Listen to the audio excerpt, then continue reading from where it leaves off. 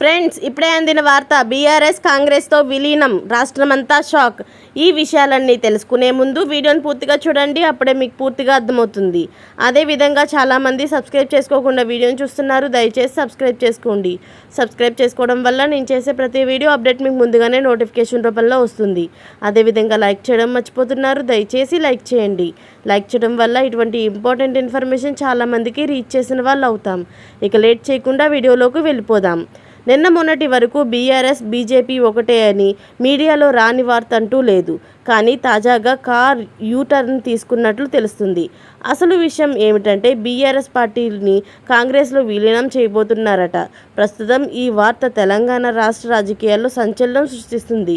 ఇక విషయంలోకి వెళ్తే గత కొద్ది రోజులుగా బీజేపీ బీఆర్ఎస్ ఒకటేనని ప్రచారం జరుగుతోంది. కానీ అనూహ్యంగా మరో వార్త తెరపైకి వచ్చింది. అదేంటంటే కేసీఆర్ కాంప్రమైజ్ అయి కాంగ్రెస్లో బీఆర్ఎస్ని విలీనం చేయాలని చూస్తున్నారట. ఇప్పటికే సోనియా గాంధీతో రహస్య మంత్రాలు కూడా జరుగుతున్నాయని తెలుస్తుంది.